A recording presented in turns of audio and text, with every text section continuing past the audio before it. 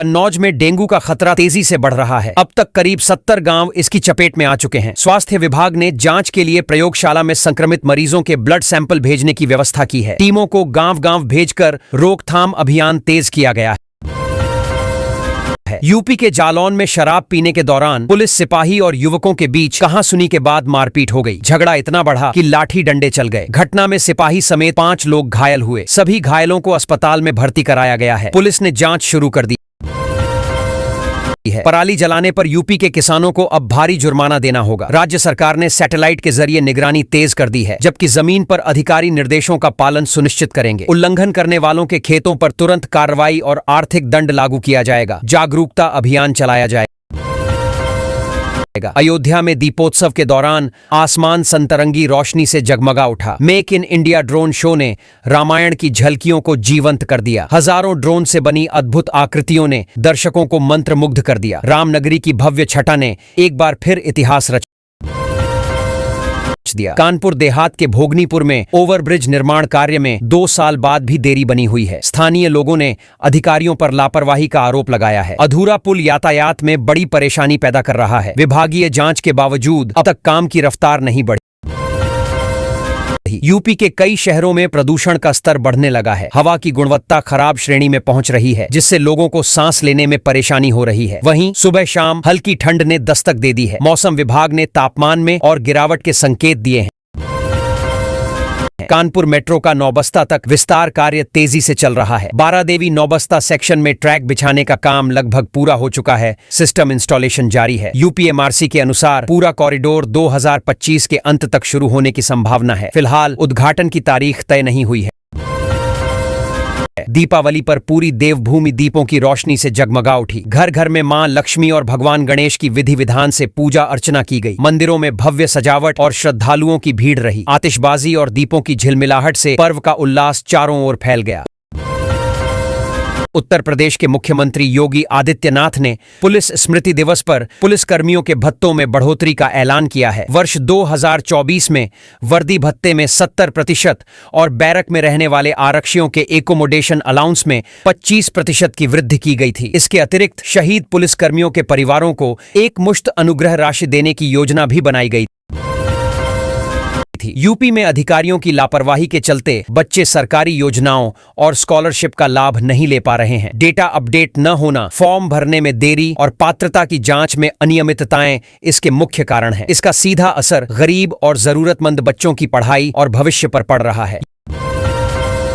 UP में police ने 1,20,000 शीशी कफ सिरप बरामद की है, जिससे तस्करी का बड़ा नेटवर्क सामने आया है। शुरुआती जांच में अभी तक तस्करों की पहचान नहीं हो पाई है। एक 3 सदस्यीय टीम गठित की गई है, जो पूरे मामले की तह तक जाकर संभावित अपराधियों और उनके सहयोगियों की परतें खोलेगी।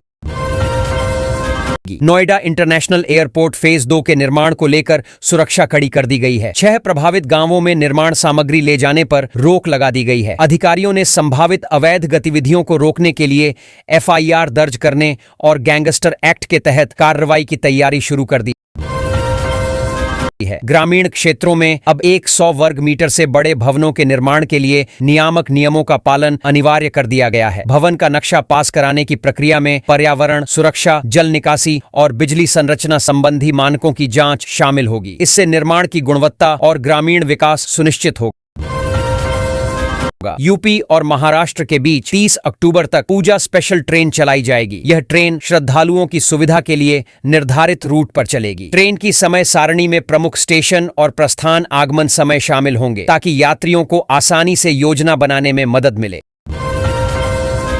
आजमगढ़ पुलिस ने महिलाओं के हक की रक्षा करते हुए 30 लाख रुपए की बकाया गुजारा भत्ता राशि वसूल की। इससे लाभार्थी महिलाओं को राहत मिली और उनके अधिकारों की रक्षा हुई। पुलिस की इस कार्रवाई से समाज में भरोसा बढ़ा और महिलाओं को न्याय मिला। गोरखपुर से पानीपत तक बनने वाला एक्सेस कंट्रोल्ड एक्सप्रेसवे पूरा होने पर यात्रा समय कम होगा और औद्योगिक इकाइयों के लिए कनेक्टिविटी में सुधार होगा। इससे माल ढुलाई तेज होगी, कारोबारियों को लाभ मिलेगा और क्षेत्र में निवेश बढ़ेगा। परियोजना से आर्थिक विकास और रोजगार के अवसर भी बढ़ेंगे। बढ़ेंगे। उत्तर प्रदेश के संस्कृत महाविद्यालयों में शिक्षक भर्ती प्रक्रिया पर रोक लगा दी गई है। राज्य शिक्षा विभाग ने संबंधित आदेश जारी किया है, जिसमें कहा गया है कि नई भर्तियों को तत्काल प्रभाव से स्थगित किया जाए, इससे पहले कि किसी भी भर्ती प्रक्रिया को भी समीक्षा के बाद ही आगे बढ़ाया जाए। उत्तर प्रदेश सरकार ने इलेक्ट्रिक वाहन खरीदारों के लिए बड़ी राहत दी है। अब ईवी खरीदने वालों को रोड टैक्स का रिफंड मिलेगा। सरकार ने यह छूट अगले 2 साल तक जारी रखने का फैसला किया है। इस कदम से राज्य में ईवी बिक्री और हरित परिवहन को बढ़ावा मिलेगा।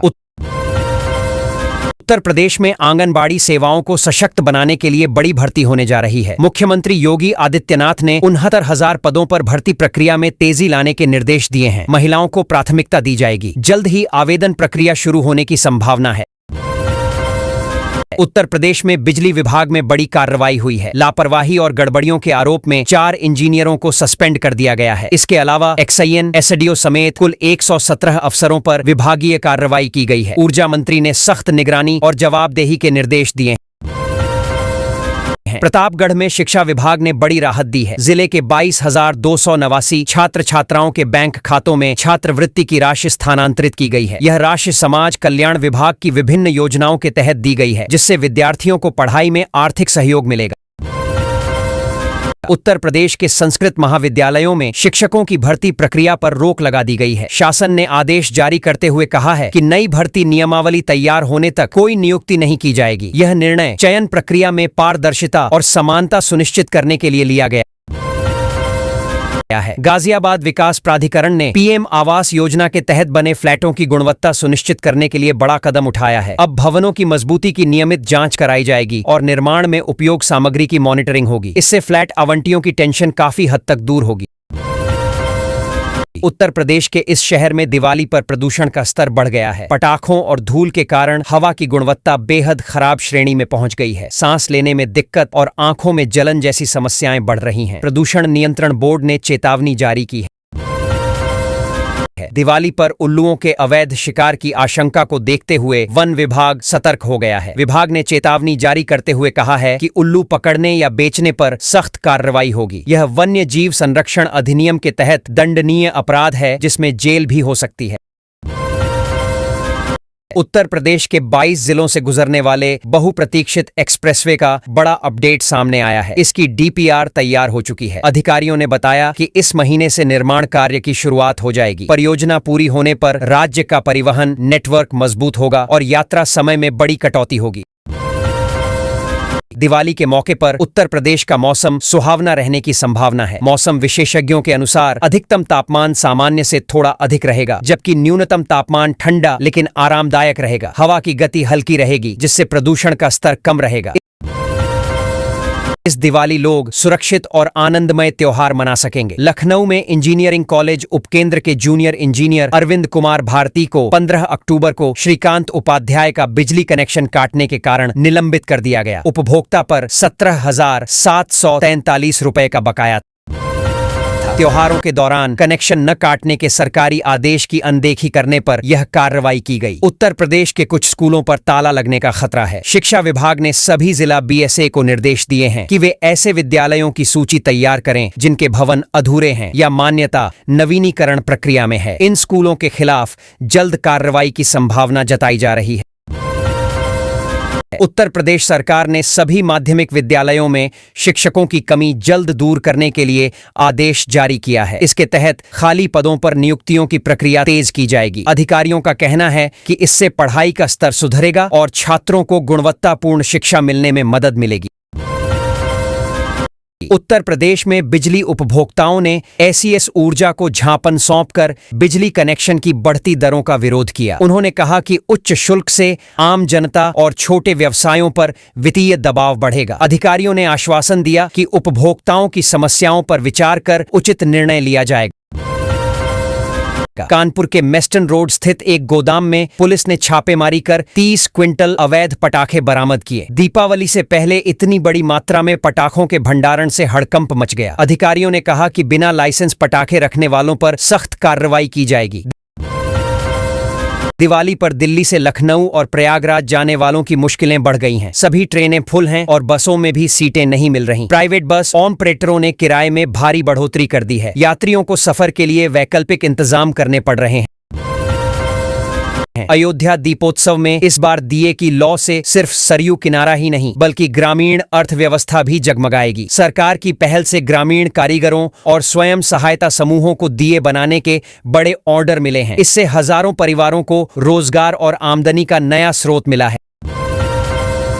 फेसबुक पर क्विज में गिफ्ट जीतने के चक्कर में एक व्यक्ति साइबर ठगी का शिकार हो गया। ठगों ने उसे लिंक पर क्लिक कर ओटीपी साझा करने को कहा, जिसके बाद खाते से 13,73,000 रुपए उड़ गए। पुलिस ने मामला दर्ज कर साइबर अपराधियों की तलाश शुरू कर दी है। कानपुर मेट्रो का नौबस्ता तक विस्तार कार्य तेजी से चल रहा है। बारादेवी नौबस्ता सेक्शन में ट्रैक बिछाने का काम लगभग पूरा हो चुका है। सिस्टम इंस्टॉलेशन जारी है। यूपीएमआरसी के अनुसार पूरा कॉरिडोर 2025 के अंत तक शुरू होने की संभावना है। फिलहाल उद्घाटन की तारीख तय नहीं हुई है। दीपावली पर पूरी देवभूमि दीपों की रोशनी से जगमगा उठी। घर घर में मां लक्ष्मी और भगवान गणेश की विधि विधान से पूजा अर्चना की गई। मंदिरों में भव्य सजावट और श्रद्धालुओं की भीड़ रही। आतिशबाजी और दीपों की झिलमिलाहट से पर्व का उल्लास चारों ओर फैल गया।